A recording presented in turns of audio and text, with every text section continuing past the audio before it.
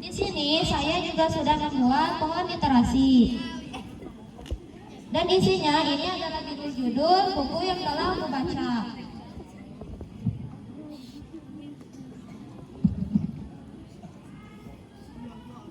Di sebuah bukit yang jauh dari desa, hiduplah seorang janda miskin dan seorang anak gadisnya.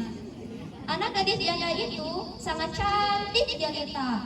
Namun yang sangat sayang sekali, ia mempunyai perilaku yang amat buruk. Setiap kali dia meminta sesuatu kepada ibunya, harus dikabulkan. Dan juga anak gadis itu, pekerjaannya hanya bersolek setiap hari, tak pernah membantu pekerjaan ibunya. Selain pemalas, anak gadis itu sikapnya manja sekali, tanpa mempedulikan keadaan ibunya yang miskin. Setiap hari harus membanting tulang demi mencari sesuap nasi. Pada suatu hari, anak gadis itu diajak ibunya turun ke desa untuk berbelanja. Letak pasar itu amat jauh sekali, sehingga mereka harus berjalan kaki yang cukup melelahkan. Anak gadis itu berjalan melenggang dengan memakai pakaian yang sangat bagus, agar orang yang di jalan yang melihatnya bisa mengagumi kecantikannya. Sementara ibunya berjalan di belakang sambil membawa keranjang belanja dan berpakaian sangat kecil. Karena mereka hidup di tempat terpencil, tak seorang pun mengetahui bahwa kedua perempuan yang berjalan itu adalah ibu dan anak.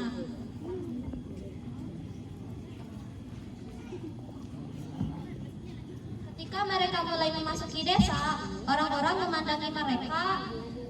Mereka begitu terpesona melihat kecantikan anak gadis itu.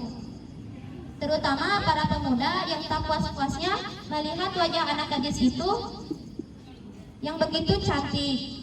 Sungguh kontras keadaannya. Hal ini membuat orang bertanya-tanya. Di antara orang yang melihatnya, seorang pemuda mendekati dan bertanya kepada anak gadis itu, "Hai gadis cantik, apakah yang berjalan di belakang itu adalah ibumu?" Namun, apa jawaban anak gadis itu? "Hah? Ibuku? Dia bukan ibuku. Masa ibuku sejelek dia?"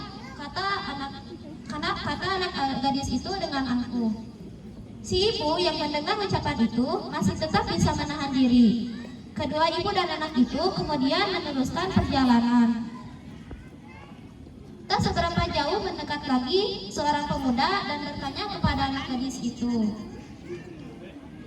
"Hai manis, apakah yang berjalan di belakang itu adalah ibumu?" Bukan. Dia bukan ibuku, dia adalah budak," sambil membentak ibu kepada ibunya. Begitulah setiap anak gadis itu bertemu dengan seseorang yang menanyakan perihal ibunya, selalu jawabannya sama. Ibunya diperlakukan sebagai budak atau pembantu.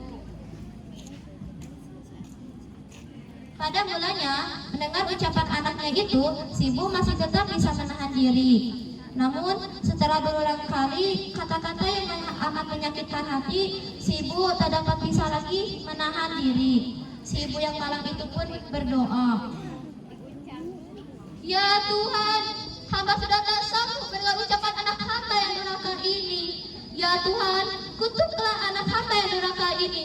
Kutuklah dia." Tak lama kemudian, angin pun bertiup kencang, langit menjadi hitam, petir menyambar kemana-mana. Perlahan-lahan, tubuh anak gadis itu berubah menjadi batu. Perubahan itu dimulai dari kaki.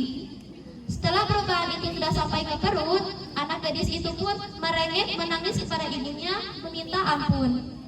"Ibu, maafkan aku. Apa yang terjadi pada tubuhku? Ibu, maafkan aku. Aku tahu aku salah. Aku menyesalinya, Bu." Namun, semua ucapan itu sudah tidak berguna lagi. Perubahan itu sudah menyeluruh kepada tubuh anak itu. Walaupun tubuh anak itu sudah menjadi batu, namun kedua matanya masih menitikkan air mata.